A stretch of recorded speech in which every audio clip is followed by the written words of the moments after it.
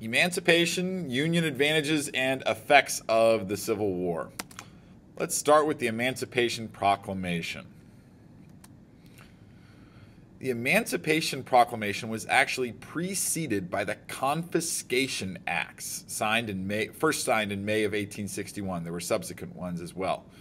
And what these acts did was state that the Union Army would not return slaves that they encountered or that they captured, let's say. All right? This meant that slaves could gain freedom by simply running over to the Union side of the conflict, by running over to Union camps. And eventually, 1 out of every 4 slaves will do this, either through the Confiscation Acts or the Emancipation Proclamation, which comes later. On January 1st, 1863, Lincoln announced the Emancipation Proclamation, which officially freed all slaves in rebellion states. So technically, that doesn't really free a single slave. It doesn't free the slaves in the border states.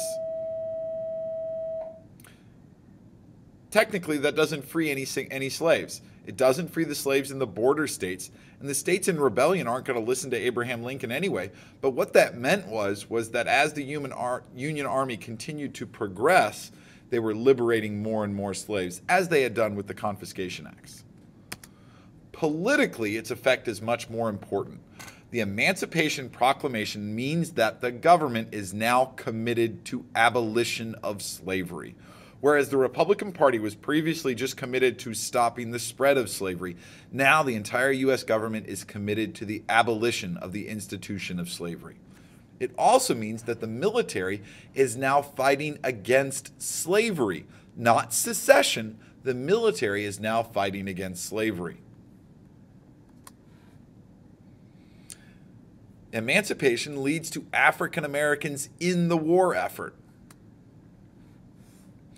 It authorized, as well as freeing slaves, it authorized the recruitment of freed slaves as Union soldiers. And as a result, about 200,000 African Americans will serve in the Army and Navy. Now, they'll serve in segregated regiments, all black units, probably most famously the Massachusetts 54th Regiment, which is the unit that the movie Glory was made about. Emancipation also has a big effect on foreign relations. Emancipation and the Emancipation Proclamation helped prevent the Confederacy from gaining full diplomatic support from European powers. We already learned about how the cotton shortages as a result of the South being blockaded did not have the effect that Southerners were hoping. European powers like Britain are able to secure cotton from places like India and Egypt. They also get other materials like linen and wool. Additionally, Robert E. Lee and the Confederate Army's loss at the Battle of Antietam, or rather lack of a decisive win at Antietam, prevents European support. Europeans, like Britain, are waiting for a decisive military victory on the side of the South before they're willing to support their move for independence. But emancipation also has a big effect on foreign relations. The Emancipation Proclamation makes ending slavery a goal for the North, and that was very popular with the British working class people. And what that means is, unless they really want to anger everyone in Britain, the British government cannot support the pro-slavery South.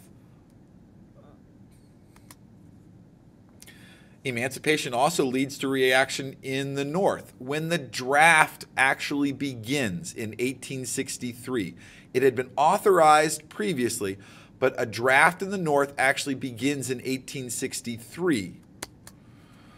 The draft draws a lot of criticism and resistance. Part of it was due to the structure. If you could find a replacement, if you could pay somebody to be your substitute, you didn't have to go. Or you could just fork over cash. If you gave enough money, you didn't have to go. And what this leads to is some riots in New York City. Many working class people are upset at being drafted, and they're also concerned that their jobs would not be there when they got back. They were worried that their jobs would be taken by free blacks. In the summer of 1863, there are riots in New York City, and over 100 people are killed. The draft and emancipation is also part of the Peace Democrats movement. In the election of 1864, the Democrats run former General George McClellan on a platform of finding an immediate peace with the South, negotiating a peace with the South. And as you can see from this campaign literature, they tried to scare people away from voting for Lincoln by associating him with the draft and with Negro equality, with rights for African Americans. Nonetheless, Lincoln is able to win that election.